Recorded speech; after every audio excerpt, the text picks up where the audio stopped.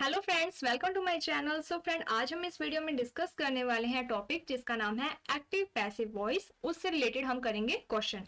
Active passive voice से related जो भी वीडियोस थी वो हमने बना ली हैं और उनके जो भी रूल्स थे वो हमने 3 वीडियोस में पढ़ लिए हैं। आज हम करेंगे क्वेश्चन और ये जो भी आपके सामने क्वेश्चन हैं ये आपके प्रीवियस ईयर में पूछे गए हैं। आरपीएससी जो सेकंड ग्रेड का एग्जाम है या फिर रीट, आप सभी को पता है कि पहले रीट होती थी, उसमें जिनके पास भी लैंग्वेज फर्स्ट है उनका ये टॉपिक लगा हुआ था। इसीलिए वही जो क्वेश्चंस है वो हम आपके लिए लाए हैं, जिससे कि आपको ये पता चल जाए कि पेपर में किस तरीके के जो क्वेश्चन है वो पूछे गए हैं। क्योंकि हमें जो हमारी तैयारी है वो पेपर के अकॉर्डिंग करनी है कि पेपर में किस तरीके का लेवल आता है। तो हमें क्या है कि किस चीज को, किस टॉपिक को कितना डीप पढ़ना है ये हमें पेपर के अकॉर्डिंग देखना चाहिए। तो आज हम करते हैं यहाँ पर जो क्वेश्चन है उसके बारे में डिस्कस करते हैं। आप इस जो नंबरिंग है इस पर ध्यान मत देना। सो स्टार्ट करते हैं। पहला क्वेश्चन है, my mother is preparing some delicious food. तो हमने ये पढ़ा हुआ है कि हमें स्ट्रक्चर में क्या मिलता है, सब्जेक्ट, उसके बाद हमें मिलेगी हेल्पिंग वर्ब, देन हमें मिलेगी मेन वर्ब और उसके बाद हमें मिलेगा ऑब्जेक्ट। सब्जेक्ट है जो, उसकी पहचान कैसे होती है, जो भी हमें हु का आंसर देगा। ऑब्जेक्ट की कैसे पहचान होती है, जो भी वर्ड हमें व्हाट का या फिर हुम का आंसर देता है वो हमारा होता है ऑब्जेक्ट। अब हमने क्या पढ़ रखा है एक्टिव पैसिव वॉइस में कि हमें सब्जेक्ट को ऑब्जेक्ट की जगह पर और ऑब्जेक्ट है जो उसे सब्जेक्ट की जगह पर लेकर आना है। हेल्पिंग वर्ब में थोड़ा सा चेंजेस होगा और जो मेन वर्ब होगी वो हमारी हमेशा वर्ब की थर्ड फॉर्म रहेगी और उसके बाद हमें क्या है, बाय का यूज करना है और यहाँ पर जो भी हम सब्जेक्ट को ऑब्जेक्ट की जगह पर लाएंगे। राइट, तो ये हमें क्या है, स्ट्रक्चर बनानी है और इसका आप खास ध्यान देना। अब यहाँ पर क्या है कि जो माई मदर है ये हो गया हमारा सब्जेक्ट। हेल्पिंग वर्ब क्या है, इज। मेन वर्ब होगी प्रिपेयरिंग। क्या माई मदर इज प्रिपेयरिंग, मेरी मदर है जो वो प्रिपेयर कर रही है। क्या प्रिपेयर कर रही है, तो सम डिलीशियस डिश। तो ये हमें क्या का आंसर दे रहा है, मीन्स ये हो गया हमारा ऑब्जेक्ट। अब हमने क्या पढ़ रखा है कि हमें ऑब्जेक्ट को सब्जेक्ट की जगह पर लेकर आना है। अगर आप ध्यान से देखते हो तो यहाँ पर माई मदर ही दिया हुआ है तो ये ऑप्शन आपका डिलीट हो जाएगा। इसके बाद यहाँ पर भी माई मदर, तो ये वाला जो ऑप्शन है ये भी आपका कैंसिल हो जाएगा। अब आपके पास बचते हैं 2 ऑप्शन, इन दोनों में से आपका एक आंसर है। तो यहाँ पर क्या है कि ऑब्जेक्ट को सब्जेक्ट की जगह पर ले आए हैं। इसके बाद यहाँ पर अगर आप ध्यान से देखोगे तो लिखा हुआ है इज प्रिपेयरिंग और हमने पढ़ा हुआ है कि अगर हमें स्ट्रक्चर में इज, एम, आर और इसके साथ हमें वर्ब की फर्स्ट फॉर्म के साथ आईएनजी मिल रहा है तो हमें किस में चेंज करना है, तो हमें is, am, are according to subject ही रखना है और उसके बाद हमें क्या है कि यहाँ पर साथ में बीइंग वर्ड का यूज करना है और मेन वर्ब हमारी कौन सी रहेगी, वर्ब की थर्ड फॉर्म। राइट, तो अब हम देखेंगे जो अब ये डिश है ये क्या है, सिंगुलर है, इसलिए इसके साथ जो वर्ब है वो कैसी लगी है, सिंगुलर। और दोनों में क्या है, ये सही है, इज लगा हुआ है और इसमें भी इज। लेकिन हमें साथ में क्या यूज करना है, बीइंग, जो कि हमें मिला है यहाँ पर। इसमें क्या है कि डायरेक्ट वर्ब की थर्ड फॉर्म का यूज कर लिया गया है, इसीलिए आपका जो राइट आंसर है वो क्या है, फोर्थ। बीइंग, फिर आएगा वर्ब की थर्ड फॉर्म प्रिपेयर्ड, फिर by and then my mother means subject को ऑब्जेक्ट की जगह पर। तो होपफुली आपको ये चीज समझ में आ गई होगी कि आपका जो राइट आंसर है वो है फोर्थ। तो इसका ये है आपकी एक्टिव फॉर्म और ये है आपकी पैसिव स्ट्रक्चर। इसके बाद हम बात कर लेते हैं नेक्स्ट क्वेश्चन की तरफ। नेक्स्ट क्वेश्चन में कहा गया है, प्लीज पोस्ट दिस लेटर। तो हमने ये चीज पिछली वीडियो में पढ़ी हुई है कि अगर आपके सेंटेंस में सब्जेक्ट नहीं दिया हुआ है और डायरेक्ट क्या है कि यहाँ पर वर्ब से यानी कि स्ट्रक्चर है जो वो स्टार्ट होती है, तो इससे हमें क्या पता चलता है कि जो हमारा ये सेंटेंस है ये किस में है, तो ये इंपेरेटिव में है। और इंपेरेटिव में जब भी बात आती है तब इसमें क्या होता है कि हम क्या लिखेंगे, you are requested to, you are order to, you are advice to. यानी कि अब हमें क्या है कि सबसे पहले स्टार्टिंग करनी होगी सब्जेक्ट से और हमें सब्जेक्ट क्या लेना है, यू आर। ठीक है, उसके बाद हमें देखना है कि जो स्ट्रक्चर है उसमें किस तरीके की फीलिंग आ रही है। अब यहाँ पर कहा गया है प्लीज पोस्ट दिस लेटर। यहाँ पर प्लीज वर्ड का यूज किया गया है जिससे हमें क्या पता चलता है कि यहाँ पर की गई है रिक्वेस्ट। और जब रिक्वेस्ट की जाएगी तो हम क्या लिखेंगे, यू आर रिक्वेस्टेड। यहाँ पर रहेगी वर्ब की थर्ड फॉर्म क्योंकि हमने पढ़ा हुआ है कि एक्टिव पैसिव वॉइस की एक ही पहचान होती है और वो क्या होती है, इसमें आती है वर्ब की थर्ड फॉर्म।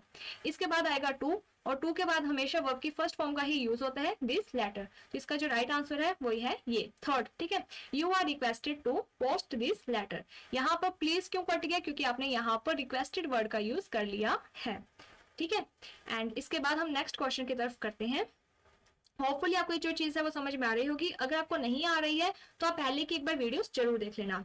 अगले क्वेश्चन में क्या है, do the doctors here come sorry make such mistake, ठीक है। हमने ये चीज पढ़ी हुई है कि आपको एक्टिव पैसिव वॉइस में क्या है कि जो एक्टिव की स्ट्रक्चर है या तो आपको सिंपल में दी जाएगी, मीन्स की पॉजिटिव में दी जाएगी, या फिर आपको वो दे सकते हैं नेगेटिव में, या आपको दे सकते हैं इंटेरोगेटिव में, या फिर आपको दे सकते हैं इंपेरेटिव में। इस तरीके की आपको स्ट्रक्चर दी जा सकती है, या फिर उसमें मॉडल या फिर मॉडल्स जो भी आप बोलते हो उन वर्ड्स का यूज किया जाता है। तो इस तरीके की स्ट्रक्चर्स आती हैं जिन्हें आपको पैसिव में चेंज करना होता है। तो यहाँ पर अगर हम देखते हैं क्वेश्चन मार्क लगा हुआ है और डू स्टार्टिंग में है, तो ये कौन सी होगी स्ट्रक्चर, इंटेरोगेटिव।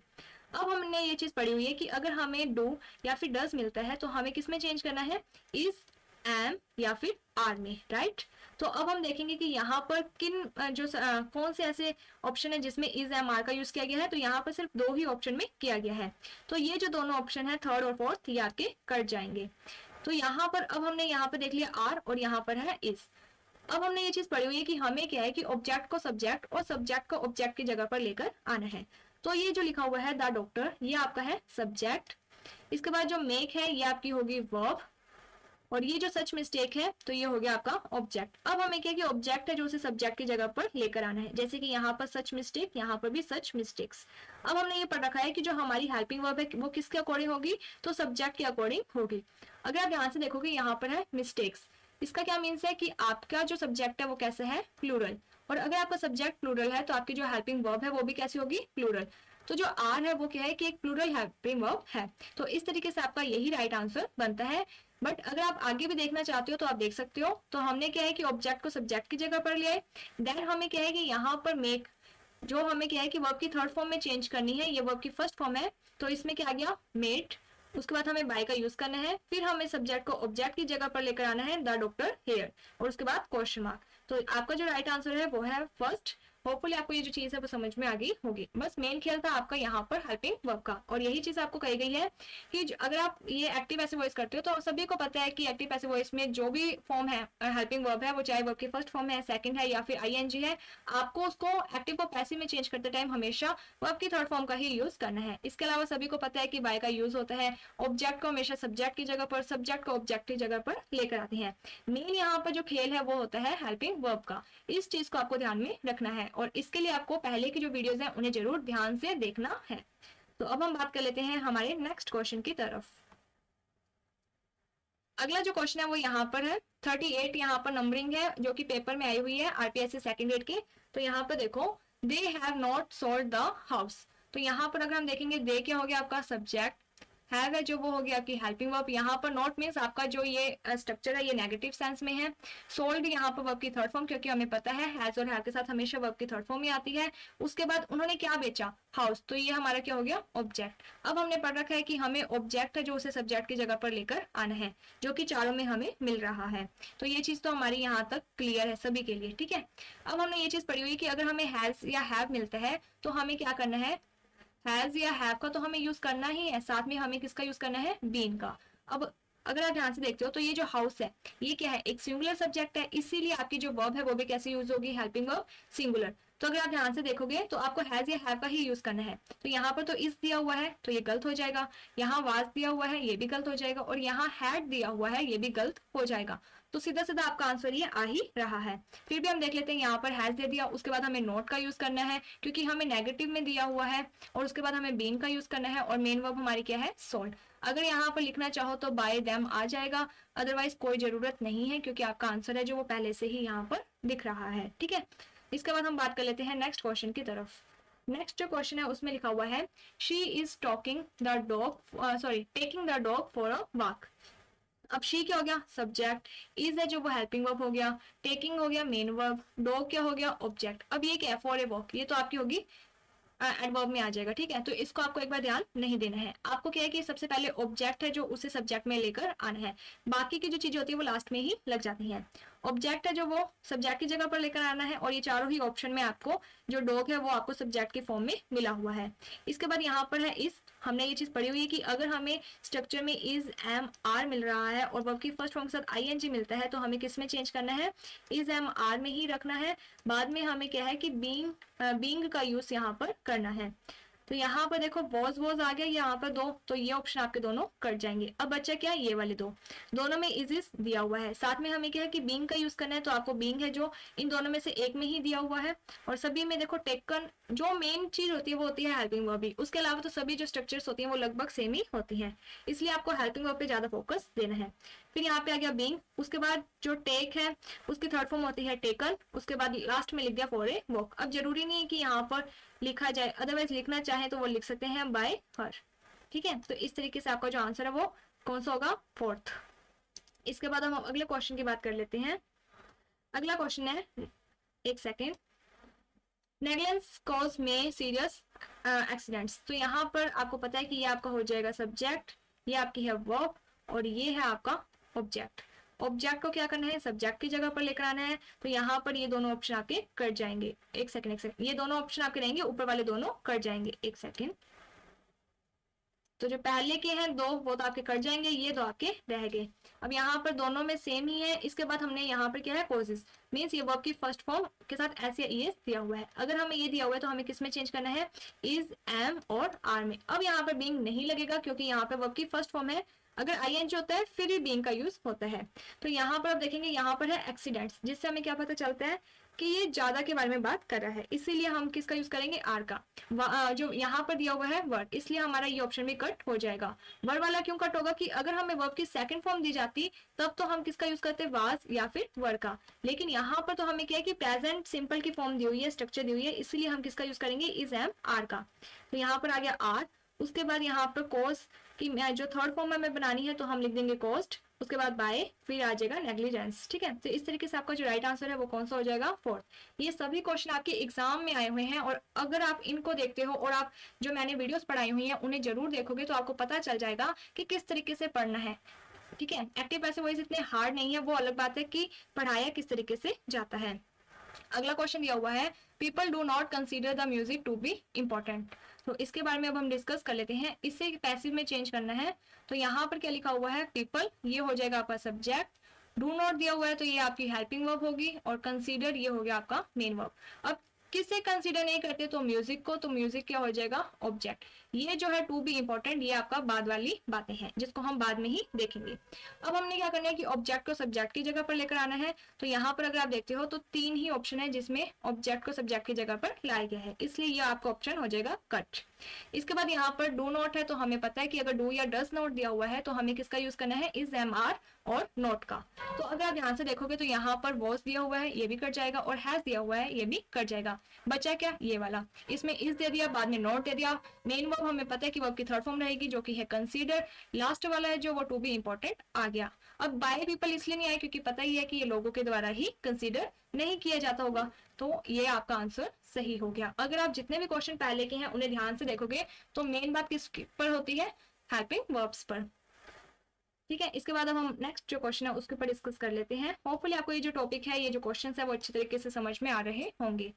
अब यहाँ पे लिखा हुआ है, I am surprised at her decision. तो ये एक्टिव क्या है, मीन्स आपको पैसिव में स्ट्रक्चर दी हुई है और आपको क्या है कि उसे एक्टिव में चेंज करना है। क्यों, अब हमें कैसे पता चला, तो यहाँ पर देखो कि यहाँ पर क्या है कि आई एम सरप्राइज्ड, तो ये ऑलरेडी हमें वर्ब की थर्ड फॉर्म दी हुई है, जिससे हमें पता चलता है कि ये तो पहले से ही क्या है कि पैसिव में स्ट्रक्चर है। अब हमने जब ये चीज पढ़ी हुई है कि अगर हमें वर्ब की फर्स्ट फॉर्म के साथ एस या फिर ई एस दिया जाता है, तभी क्या है कि हम उसे इज, एम या फिर आर में चेंज करते हैं। जब हमें ये स्ट्रक्चर दी थी तब हम इसमें चेंज करते थे। अगर हमें ये स्ट्रक्चर दी हुई है वर्ब की थर्ड फॉर्म, तब हमें क्या करना है कि इसमें चेंज करना है, सिंपल।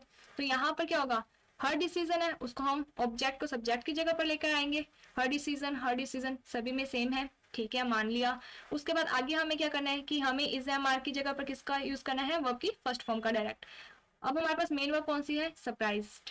ठीक है, तो यहाँ पर ये तो होगी वर्ब की थर्ड फॉर्म, हमें इसको किस में चेंज करना है, वर्ब की फर्स्ट फॉर्म में। अगर आप ध्यान से देखते हो, हर डिसीजन मीन्स आपका जो सब्जेक्ट है वो कैसा है, सिंगुलर, तो आपकी जो वर्ब होगी वो भी कैसी होगी, वर्ब की फर्स्ट फॉर्म के साथ एस या फिर ई एस का यूज होगा। तो हमने क्या किया, सरप्राइज, ठीक है, क्योंकि यहाँ सरप्राइज इसलिए नहीं आएगा क्योंकि वर्ब की सेकंड फॉर्म है, ये पास्ट को इंडिकेट करती है, जबकि हमारा जो सेंटेंस है वो प्रेजेंट में चल रहा है। तो यहाँ पर आ गया सरप्राइज। उसके बाद आई है जो, उसको चेंज करके आपने कर दिया मी। जैसे कि मान लो अगर आपको ये स्ट्रक्चर दी हुई है, ठीक है, ये स्ट्रक्चर आपकी किसकी है, एक्टिव की। हमने ये तो पढ़ा ही हुआ है कि एक्टिव को पैसिव में कैसे चेंज करते हैं। तो हम क्या करेंगे, जो मी है उसे ऑब्जेक्ट को सब्जेक्ट की जगह पर लेकर आएंगे, तो हम यहाँ पर कर देंगे आई। इसके बाद हमने क्या देखा कि ये है हमारी वर्ब। वर्ब हमें पता है कि अगर वर्ब की फर्स्ट फॉर्म दी हुई है तो हमें किस में चेंज करना है, इज, एम या फिर आर में। अब आई के साथ किसका यूज होता है, एम का, तो हमने लिख दिया एम। उसके बाद हमें ये पता है कि जो सरप्राइज वर्ब की फर्स्ट फॉर्म है, लेकिन हमें किसका यूज करना है, वर्ब की थर्ड फॉर्म का। तो सरप्राइजेस है जो, उसकी थर्ड फॉर्म क्या हो जाएगी, सरप्राइज्ड। सरप्राइज की थर्ड फॉर्म सरप्राइज्ड ही होती है, तो हमने लिख दिया सरप्राइज्ड। उसके बाद क्या है कि कुछ ऐसे वर्ड्स होते हैं जिनके साथ फिक्स्ड प्रेपोजिशन का यूज होता है। तो यहाँ पर क्या हो गया, सरप्राइज्ड है जो इसके साथ हमेशा लगता है एट, ठीक है। उसके बाद हम बाय का यूज करेंगे नहीं यहाँ पर, क्योंकि यहाँ पर क्या है, फिक्स्ड प्रेपोजिशन। अब ये जो बाय है ये भी क्या है, एक प्रेपोजिशन है, लेकिन जो सरप्राइज्ड है उसके साथ हमेशा फिक्स्ड लगती है, तो हम बाय की जगह किसका यूज करेंगे, एट का। उसके बाद हमें क्या करना है, ऑब्जेक्ट जो सब्जेक्ट है उसे ऑब्जेक्ट की जगह पर लेकर आना है, तो हमने यहाँ कर दिया हर डिसीजन। इस तरीके के जो क्वेश्चन है वो आए हुए हैं, और ये जो क्वेश्चन है इस पर आपको इतना लोड नहीं लेना है, स्ट्रेस नहीं लेना है, क्योंकि ये जो क्वेश्चन है वो आपका सेकंड ग्रेड का आया हुआ है, जबकि आप जो वो थर्ड ग्रेड में इस तरीके का क्वेश्चन पता नहीं पूछा जाएगा या नहीं, पर मैंने आपको फिर भी बता दिया। अगर आपको एक्टिव को पैसिव में चेंज करना आता है तो सेम वही चीज है कि पैसिव को आप एक्टिव में चेंज कर सकते हो। अगला क्वेश्चन भी इसी तरीके से है, why should I be insult by you. तो हमने ये चीज पढ़ी हुई है कि जो भी WH वर्ड आते हैं वो सबसे पहले आएंगे, तो चारों में सबसे पहले आए हुए हैं। उसके बाद यहाँ लिखा है शुड आई बी इंसल्टेड। तो यहाँ पर ये चीज हमें पता है कि जो शुड, ठीक है, ये भी हमें क्या है कि वाई के साथ ही लगाना है, तो यहाँ पर एक में ही शुड दिया हुआ है, राइट। उसके बाद हमें क्या करना है कि ऑब्जेक्ट हमारा ये है यू, इसे सब्जेक्ट की जगह पर लेकर आना है, तो ये रहा हमारा सब्जेक्ट। उसके बाद हमें ये पता है कि यहाँ पर देखो वर्ब की थर्ड फॉर्म है, इसी कारण तो हमें पता चला कि ये क्या है कि पैसिव की स्ट्रक्चर है, और हमें क्या है कि एक्टिव में चेंज करना है। तो यहाँ पर ओनली इंसल्ट आएगा, और उसके बाद आई को ऑब्जेक्ट में लेकर जाएंगे तो मी। जैसे कि मान लो आपको ये स्ट्रक्चर दी हुई है, ये किसकी स्ट्रक्चर है, ये एक्टिव की स्ट्रक्चर है। आपको ये कह दिया कि इसको पैसिव में चेंज करो, तो हमने ये चीज पढ़ रखी है कि पैसिव में चेंज करने के लिए हमें क्या करना है कि वाई को वाई की जगह पर ही रखना है। उसके बाद जो भी हमें यहाँ पर मॉडल्स या मॉडल वर्ड दिया हुआ है हमें वो वहीं का वहीं लिखना है। पर हमें ये पता है कि इनके साथ हमें क्या है कि बी का यूज करना है, लेकिन अगर ये इंटरोगेटिव फॉर्म में आ रहे हैं तो इससे पहले क्या आएगा, सब्जेक्ट, ठीक है। एक सेकेंड, तो यहाँ पर हमें पता है कि सब्जेक्ट आएगा, और उससे पहले यहाँ पर जैसे मॉडल या फिर कोई भी हेल्पिंग वर्ब दी हुई है। तो इसके लिए आपको स्ट्रक्चर्स पढ़नी होंगी, मैं आपको पहले स्ट्रक्चर के बारे में बता देती हूँ, देन हम इस क्वेश्चन को सॉल्व करेंगे। इससे आपको थोड़ा इजी हो जाएगा समझना क्वेश्चन को। देखो ध्यान से देखना इस तरफ, कि अगर हम नॉर्मल स्ट्रक्चर बनाते हैं तो हम क्या लिखते हैं, सब्जेक्ट, फिर आती है हेल्पिंग वर्ब। अगर जैसे यहाँ पर मॉडल्स दिया हुआ है तो आपने कर दिया मॉडल वर्ड, ठीक है। उसके बाद आपकी आती है मेन वर्ब, जो कि हमें पता है कौन सी आएगी लास्ट, जब एक्टिव को पैसिव में चेंज करेंगे। फिर आता है ऑब्जेक्ट, ठीक है। तो इसको आप कैसे बनाते हो कि आपने ऑब्जेक्ट को सब्जेक्ट की जगह पर ले आए, अगर यहाँ पर मॉडल वर्ड दिया है तो आप मॉडल लिखोगे, देन आप बी का यूज करोगे, उसके बाद आप मेन वर्ब में वर्ब की थर्ड फॉर्म का यूज करोगे, फिर आप बाय का यूज करोगे, फिर ये जो सब्जेक्ट है इसे क्या है कि ऑब्जेक्ट की तरफ ले आओगे, राइट। ये चीज हमने पढ़ रखी है।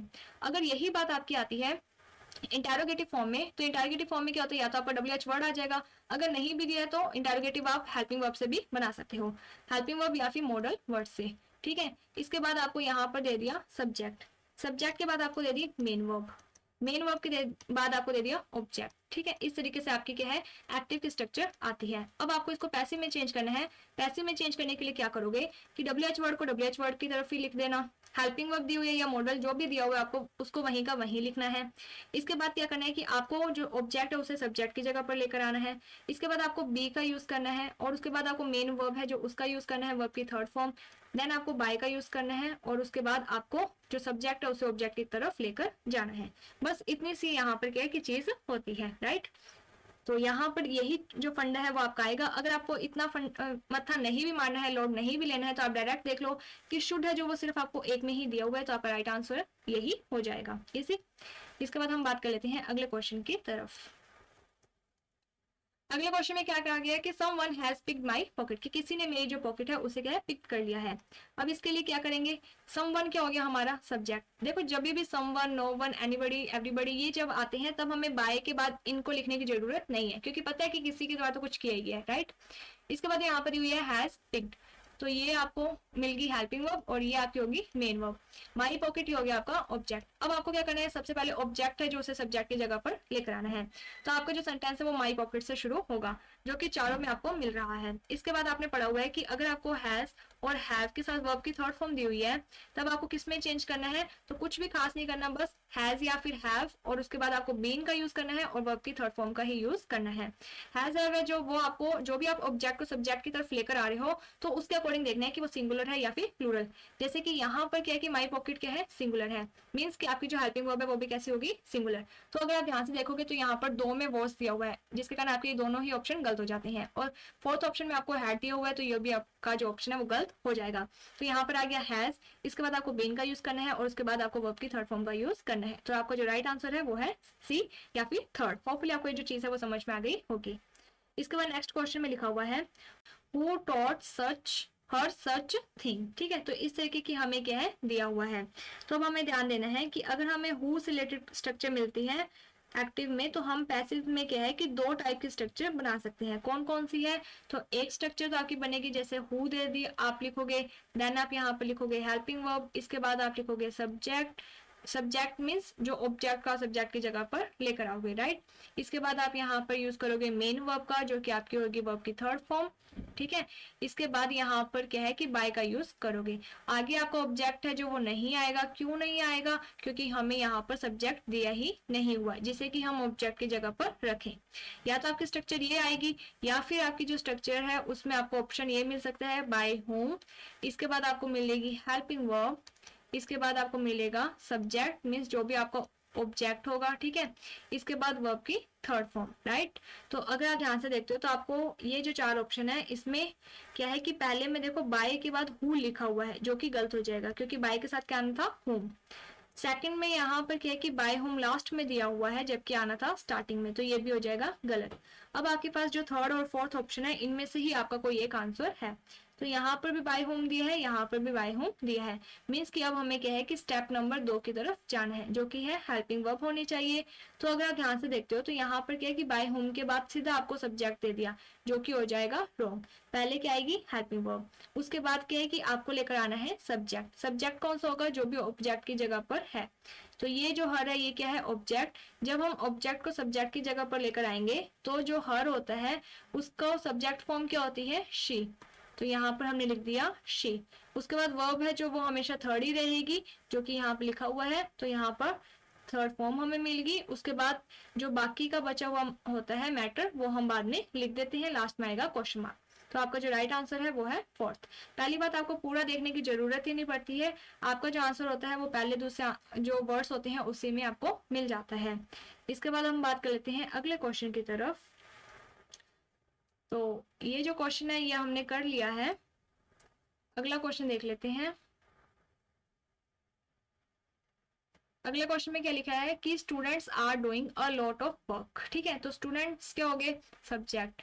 आर हो गया हेल्पिंग वर्ब, डूइंग है जो वो होगी मेन वर्ब, क्या कर रहे हैं तो अ लॉट ऑफ वर्क, तो ये आपका हो गया ऑब्जेक्ट। अब आपको क्या करना है कि ऑब्जेक्ट को सब्जेक्ट की जगह पर लेकर आना है। तो आपका जो ऑप्शन बी है ये तो हो जाएगा रॉन्ग। अब आपके पास रह गए 3 ऑप्शन।